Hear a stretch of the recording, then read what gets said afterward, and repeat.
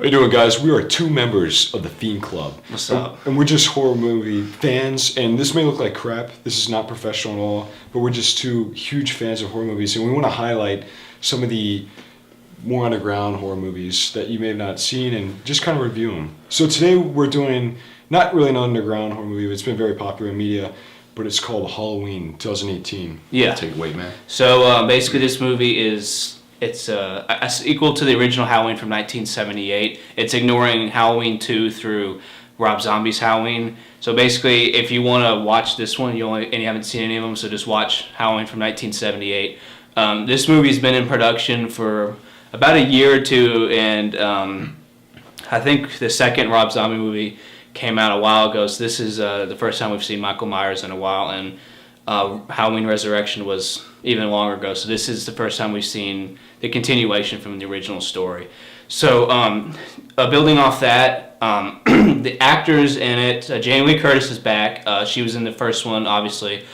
She was in Halloween 2, and then she was also in Resurrection in H2O. Yeah, she was in H2O also. Mm-hmm. But she, like the story is, it's not including anything else happened. So Halloween 1, Michael Myers, spoiler if you haven't watched it, in the original Halloween, Michael Myers is gone.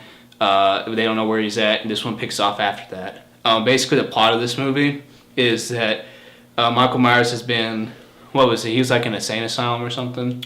Yeah. He's been in an insane asylum since he got locked up. Since 1978. Yeah, and this is based in 2018, present day. So he's been 4 years. Yeah, so he's been locked up since then. It's just like the 40th anniversary and all that shit.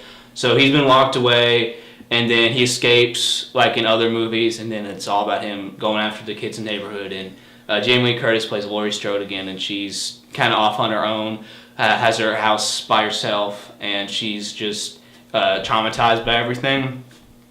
That's kind of the basic plot without giving away too much. It was written by Dan McBride, who surprisingly this is his first horror movie he's done. Like Pineapple Express, he's found down a bunch of comedies, and then David Gordon Green directed Pineapple Express and The Sitter, 2 comedies. This is his first horror movie as well. So what were your general thoughts with the movie? Initially, I was really excited to hear that they were making another Halloween. I was really excited when I heard Jamie Lee Curtis is going to be in it, and also Nick Castle, who's played the original. Yeah, I forgot to mention that. He's playing the Shape again. And then we also, I can't remember the cop's name. Forgive me, I can't remember. But the original cop in the first Halloween from '78 is also in this, which is pretty awesome. So at this point, we're going to kind of give out some spoilers. If you don't want to hear anything, just turn the video off. But I thought the movie was amazing. It was essentially the first. It's not as good as the first one, of course. I mean, nothing can be as good as the original. But it was almost like the first one in terms of had really eerie neighborhood shots. You had kids trick-or-treating, which I love. That's part of the aesthetic of the first one I really enjoyed. And there was also, like, they had a really cool long shot of Michael Myers. It reminded me of the first one when Michael Myers is a little boy and he kills his sister. Yeah, it's probably the best shot in any of the Halloween series. It lasts for like 5 minutes. It's epic. It's awesome. Yeah. And it's got that eerie feeling, which I haven't felt really since part 5, I'd say. Because it's in a neighborhood. It's just awesome. And also, another thing to add, which I really, really liked, is since it's 2018, you have to up the gore and the amount of violence. But the gore was done really well. It looked very real. And a lot of it looked so real that it was shocking seeing it in theaters. So that's what I gotta say about it. I agree. I think it's the best one since the 1978 Halloween. But it was kind of like the same thing with with as far as like the plot was, but it was done better, and it's probably the best. It's about as good as the sequel as you can get for a Halloween movie. I really enjoyed the music in it. John Carpenter did the music in it. He directed the first one. Mm-hmm. I think he directed or produced the second one, and then he Pride speaking. The machine's talking to us, and then I think he produced and did the music for a couple others. But I know I think he helped produce this one too. But anyway, he did the music for it. The music was outstanding. Some of the best music I've heard in a horror movie in a long time. And it had I was glad that it was present day, because a lot of horror movies nowadays, they really horror ideas. They kind of want to keep it like retro and 80s, Yeah, which is really cool. Like the new It was really cool, but it's like everything is like nostalgic for the 80s. So it's cool to finally see a horror movie that was present day. Really, wasn't also, ashamed of it. Yeah, funny you mention that. I also thought the characters in it, the kids in it, I liked because it kind of resembled 2018 in a way, the style of it. But wasn't like the stupid kids on their phones. Yeah, which is cool, and I appreciate that because there hasn't really been a style. I feel like for the past like 20 years, there hasn't really been a style.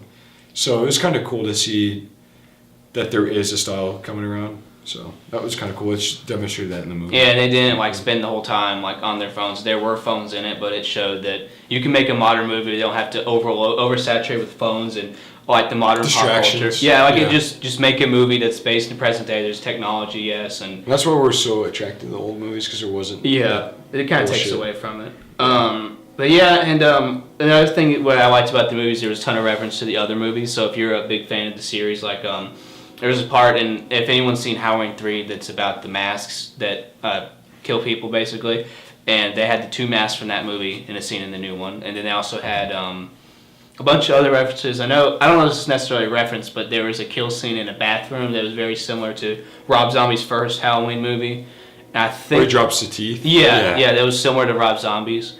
There was a couple other ones I'm trying to remember, but I know that obviously there was tributes to the first one, like the classroom shot, and the main Laurie Strode's granddaughter is sitting in kind of the same seat that Laurie Strode was sitting in 1978. Yeah, that was pretty cool. And then I know spoiler for the ending. It's kind of like the end of Halloween 4. What's her name from Halloween 4? I can't believe I forgot her name. The little girl in it. Oh, yeah. Catherine Harris. Or Danielle Harris. Danielle Harris. Yeah, her, at the end of that movie, spoiler if you haven't seen that one, there's a girl and she kills... Who does she kill? Her mom? Her sister at the end? With the scissors, who she kill at the end of it? Oh, God. Do you remember? Stepmom. Yeah, Stepmom. The Stepmom. It's been a while. Yeah, I haven't seen that one in a while. Yeah. I'm going to watch it for Halloween. We'll review that sometime. Yeah, but she... so that kind of happens. At the end of this movie, she doesn't... Laurie Strode's granddaughter, she doesn't kill anyone, but she gets really pissed off at Micheal, and like you can see the rage in her, and in the last shot of the movie zooms in on the bloody knife. So it's like kind of similar to what the end of Halloween 4 was. That's another tribute, I felt like, and there was just a ton of subtle things from the movies that you would notice, like camera angles and stuff, but definitely the Halloween 3 one was the biggest one, because no one else will catch that if you haven't seen the movie. Exactly. I guess we could talk a little bit about the music, because John Carpenter did it. Yeah. And John Carpenter is notorious for doing his own music in all of his movies. He composes everything by himself. And like, Christine and the original Halloween and The Thing. Like he does a great job. Really, it's very simple, sort of simple but effective. That's what he did with the first movie, and that it shows that you don't have to have this big elaborate soundtrack. You can just be and it does a better job than any elaborate soundtrack would ever do. Yeah. So the music was really, really great. It sounded like the classic theme, but just a little bit, a little subtle, different, a little nuance. Yeah. But it was awesome. I can't really say too much more about it, and unless you go watch the movie, you'll understand. Yeah, because the music you can't really describe yet. The music hasn't been really good in it, or like hasn't been really apparent. Like I hadn't really thought about it since the first one or second one. Yeah, so especially probably since the first modern one. horror movies, you don't really watch them. You're like the music in that's really good. Like you see it in like a lot of other kinds of movies, but it's hard for horror movies like nowadays for that. I felt like in like Rob Zombie's Halloween, it had good music choices like The Kiss, God of Thunder, and then I think there was Misfits in it too. But like as far as like the original music, OST, whatever you want to call it, this one definitely has the best one since the original. And the camera angles, we can talk about that. Those were really well done. We talked about the long shot. That was phenomenal. And then they also had a ton of just great camera angles and sequences. Like when Micheal gets the mask for the first time, it's just the slowed down version of the original Halloween theme, and him putting on the mask in slow motion. It was really badass and menacing, I thought. Yeah. But the camera angles were really good, really, really good camera work, a lot of good close-ups, and had a really good feel to it. I don't want to say it's in your face, but it's pretty gritty, It's very memorable. Very creative. Yeah, creative. That's a good It was word. just really really creative, and that's kind of like with the music. You just have to see the movie to really understand how cool and innovative it is, and especially it's a breath of fresh air after a lot of kind of poorly filmed horror movies that have been coming. Because that's what it's all. Because like horror movies can be really easy to make, like Paranormal Activity movies and movies of that nature. They can be done right. But they could have, they could have ruined this movie by a lot of slasher movies that came. A lot of the '80s, and I'm sure a lot of the '80s, and in this case late '70s slasher movies. This is one of the first of its kind, but they in the 2000s they really ruin it, and you have like the Friday 13th from 2009. It's just like it's cool, but it's just cheap. And then like the Nightmare Street, it's just cheap. It's like it doesn't translate nowadays. So, but this one translates really well. And like with those movies, they use like there's a way you can use jump scares in modern movies effectively. Like in those movies, they just were like retarded the way they used them. But like with this one, it was actually like scary. Like you were like on the edge of your seat, like where's Michael gonna pop up? But it wasn't just like dumb pop us, which is what a lot of horror movies do nowadays, because it's like they can't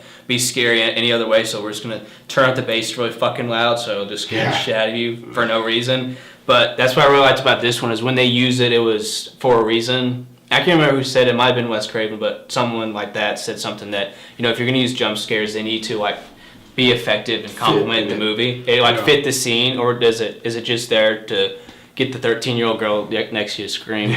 They could have, and they could have really screwed this one up if they wanted to. They really could, because all the shitty remakes they could have put nowadays. Cool J to punch his head off. Yeah, that was trick or treat, motherfucker. That was epic. It was fucking stupid. It was awful. But we'll get to that later. I have a quick rant, real quick. I went and saw this movie twice. I saw it the second time with my girlfriend. We went to a theater, and there was a girl in front of me who was.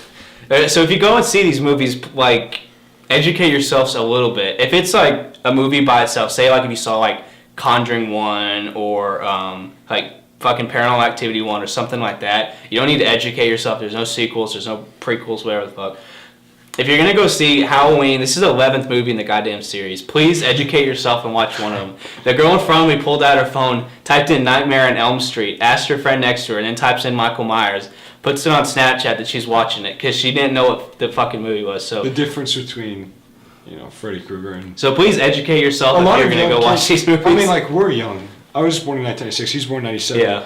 We're young, but we know this stuff, and maybe just because we're weird and we love horror movies. But I mean, it's like an essential movie. It's just kind of Halloween. It's something that everyone knows. You know who Michael Myers is. Yeah, everyone knows who he is. You know who Freddy is. You know it's from Nightmare on Elm Street. You know Jason. You know it's from Friday 13th. It's like it's just something that's just don't go do it for like a social stance. Like I'm gonna go see this horror movie. I'm cool. Like people don't know. Watch it because you want to watch it. Kids our age don't know a lot of stuff. They'll be like, "What's Twilight Zone?" Like they don't know anything. Yeah. And they don't realize that Twilight Zone is not to get off topic. That's a really great TV show on a low budget, and that's a movie. That's a TV show. I think everyone should watch. And people won't watch movies or TV shows because they're in black and white. Yeah, because they're But a lot of stuff made back then is better than the stuff nowadays. Absolutely. Because of they put more thought into movies back then. But say a movie like this, there's plenty of thought put into it, which makes it really entertaining. That's another thing. This movie's really entertaining. It's only like an hour and 40 minutes, I think, but it didn't feel long. It didn't feel like it dragged at any parts, and it was just really fun. That's what I have to say overall. It's really fun. Yeah, educate yourself. You're gonna watch these fucking movies, especially if it's the 11th movie in the series. Like, at least watch the first one. I mean, they kind of made it. I guarantee you they did that on purpose because it's like there's so many sequels. Half the people haven't even seen them who are gonna go see this movie. We just make a sequel to the original. Everyone's seen the original. So. Exactly. I guess now we're gonna talk about This is going to be a spoiler section. Extra spoiler section. You should really turn this off if you don't want to hear it. If you haven't watched the movie yet, but if you want to hear us shoot the shit about it, the ending, then keep watching. So the ending was pretty awesome. It was pretty, had a good climax to it. Memorable. They basically Laurie Strode has this kind of secret basement under a countertop. Or like, not a countertop, but it's like a counter that moves, and there's a staircase that goes down, and they trap Jason. They trap Michael Myers down there. We've been playing the Friday the 13th game, Yeah, so we always I've been thinking about Jason a lot. But they trap Michael down there, and they sort of ward him off. She has all these contraptions, and these spikes kind of block him off from going back upstairs.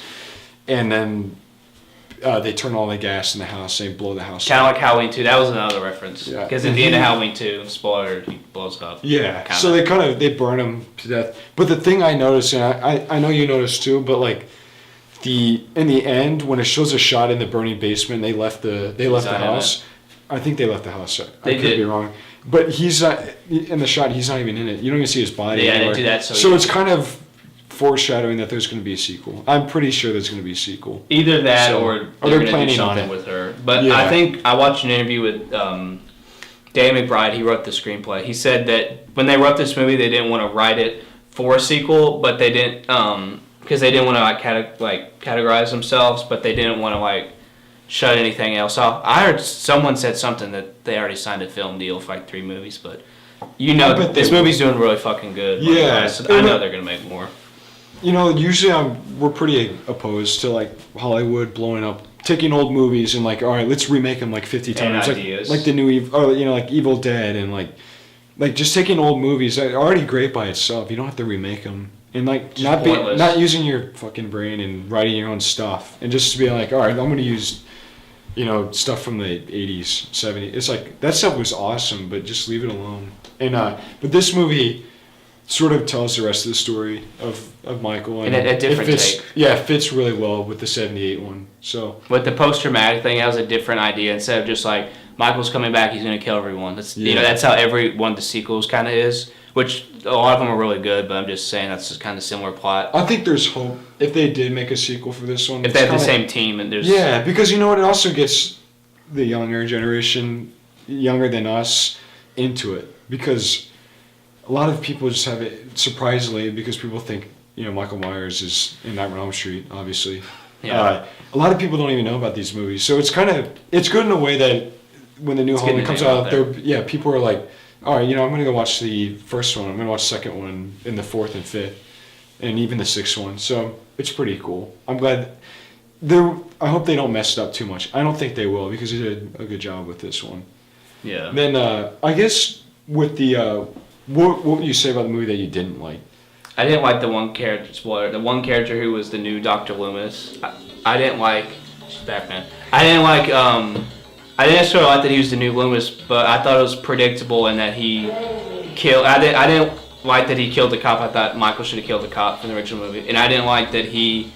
Because I knew that as soon as he killed the cop and brought Michael back, Michael's gonna kill him, and it's when you see a movie and you know what's gonna happen, you need to keep the audience at your toes. That was the only part. That was the only part I didn't like. Mm-hmm. But besides that, I wasn't like, this is fucking retarded. I was just whatever. It was kind of anticlimactic. You kind of wanted the cop to be killed by Michael. Either that or survive. If you want to be killed, you want to be killed by Michael. Because this guy, he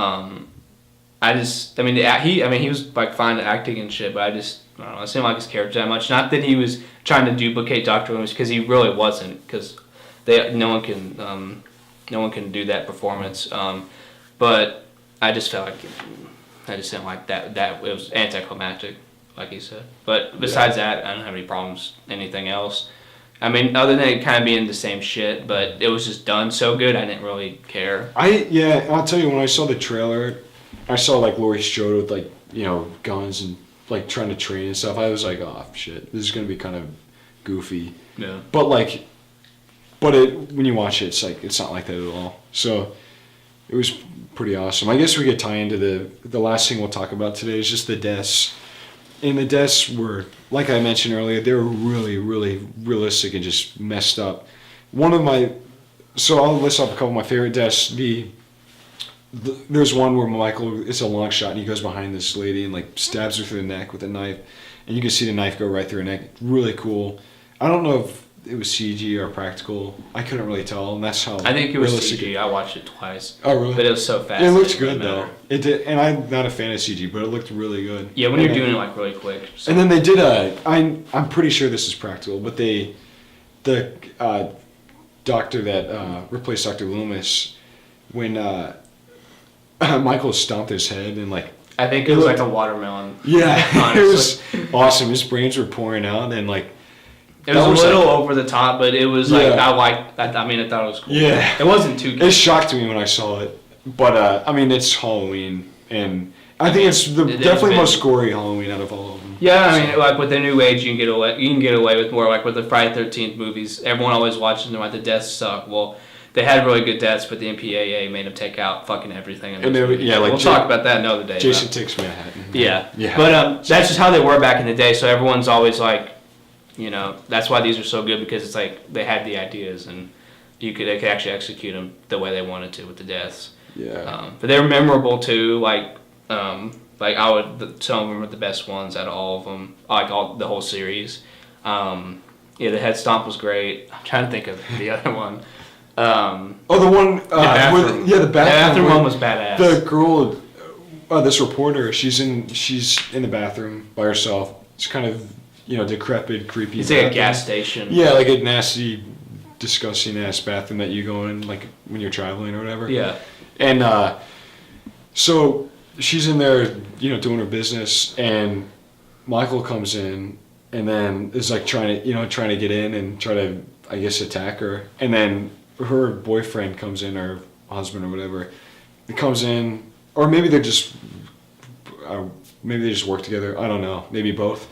But I can't remember. That. They didn't go on. Yeah, but what happens is Michael starts bashing the boyfriend or other reporter's head like on the wall, and, like, everywhere, and just like it's really messed up. Like, and she's witnessing it, watching her coworker get murdered, like his head bashed into a cinder block wall. It was really fucked up. Yeah, it was like it was pretty shocking. Yeah, bathroom stuff's always cool. There's not many like that. Like the Rob Zombie one, like that movie isn't the best movie, but the deaths in that are really cool. Like the bathroom scene.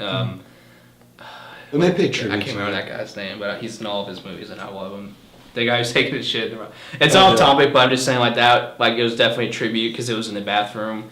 The way they shot it too, because like in the Rob Zombie one, you just see his nasty ass sandals, and in this one you see his boots. So that was pretty cool to see the Rob Zombie one have it be paid tribute to, and the new one. All right, well, that's all the time we have for today. Thanks for tuning in to the Fiend Club. Next week we will be doing reviews on Stepfather from 1987 with Terry O'Quinn, and we'll also be doing Brain Scan, which is a movie from 1994 with Edward Furlong and Amy Hegraves. So that's it, and tune in next week.